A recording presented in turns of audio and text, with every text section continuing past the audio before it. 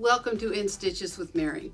Today I want to show you how to do this really simple double wrap hot pad. You've seen these before where you can reach in the oven, grab something and not get burned on your arms by that oven rack, or pour water off of a hot pot and not get steam burns. These are going to be so handy. And then of course they can hang right there on the handle of your oven door. So super easy to put together. It just takes a half a yard for your front, your back. You'll need a quarter of a yard for your mitts, and then you need a fat quarter for the bias binding. And I'm going to show you how to make that continuous bias binding, make that super simple. Now here's one where front and back is the same, but you can have some fun with these. You can add some different colors and contrast if you want. Or if you have some leftover border print fabric, border stripes, how fun was that? So I want to show you how quick and easy these are to put together. To put this double wrap hot pad together, it takes a little bit of time, but very, very easy to do. And what takes the time is actually you'll have to do some quilting. I have got in the mitt part, this part right here, just one layer of cotton batting. And that's plenty. And I laid my two sides together and I did some quilting. Now this, I didn't do any kind of difficult quilting, but I'd recommend you put your walking foot on if you have one. And then this was just a wave stitch that was on my sewing machine. And this is 9 inches. It started at about 9 inches by 9 inches, all right? We're gonna add a little bit of binding across the top edge once you have that quilted. Then we're gonna move on to the length of our wrap here.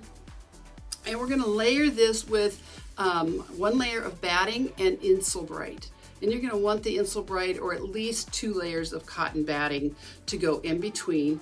And again, you can see here how I just did this wave stitch.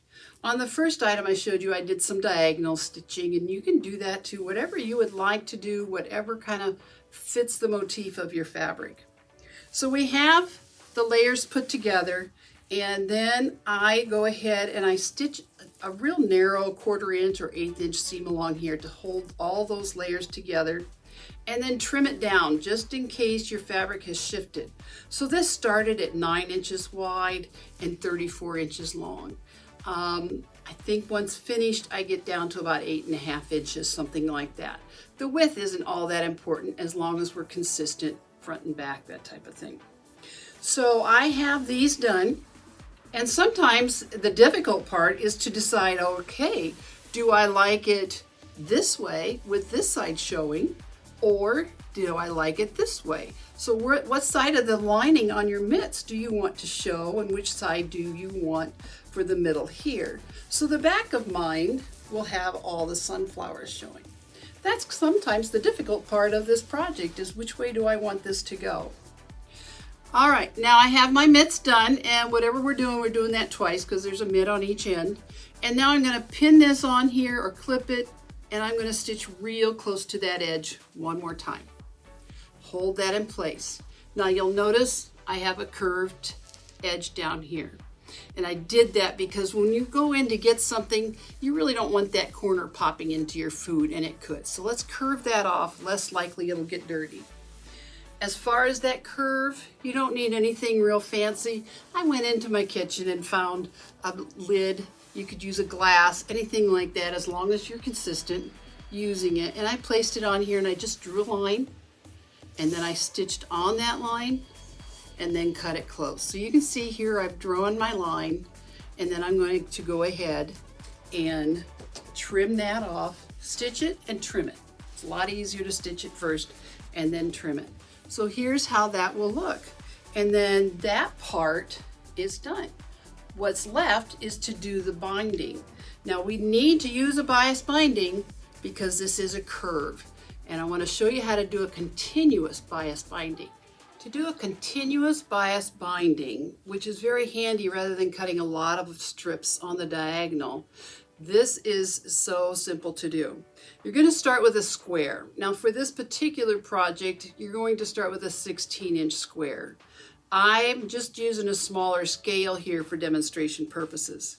So we want to cut a square. In this case, let's just say it was a 9-inch square. And we're going to cut it diagonally once. You're going to pick up one side and bring the short sides together. When you go to sew this at a 1/4 inch seam, create your dog ears down here. So you notice this one is going to extend down about a 1/4 inch, and then this one will extend. We're going to sew that seam. Press it open. It will look, here we go, it will look like this, and it's pressed open. What we then want to do, let me turn it this way so you can see that. So there's our press seam. We're now going to mark the width of our bias, of our binding we want.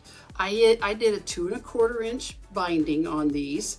So I've drawn a line 2 1/4 inches along the bias edge. So this was the diagonal of our square. You don't want to go the other way. We want to go along the diagonal edge of that square.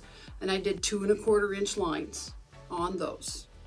We're going to bring these two ends together and sew these edges together. It looks a little awkward, and it is, because you don't want to just bring it together and match up your lines. You're going to stagger that line when you bring it together. Let me show you here what I mean. We're going to bring those edges together much like this. So here, this line is going to be along the cut edge of the other end. The center line will match, and then this line is just along this cut edge over here. It's a little bit to figure out. Sometimes if you pick it up and fold it so it lays flat, you can kind of see where that is. We're going to stitch that at a 1/4 inch and press it open. All that's left to do now is to cut that on the line. So you can see I have this one started right here, and we're just going to keep cutting all the way around on our line, and we get a continuous one long strip of bias binding, and it's beautiful. You press it in half, and we're ready to put it on our project.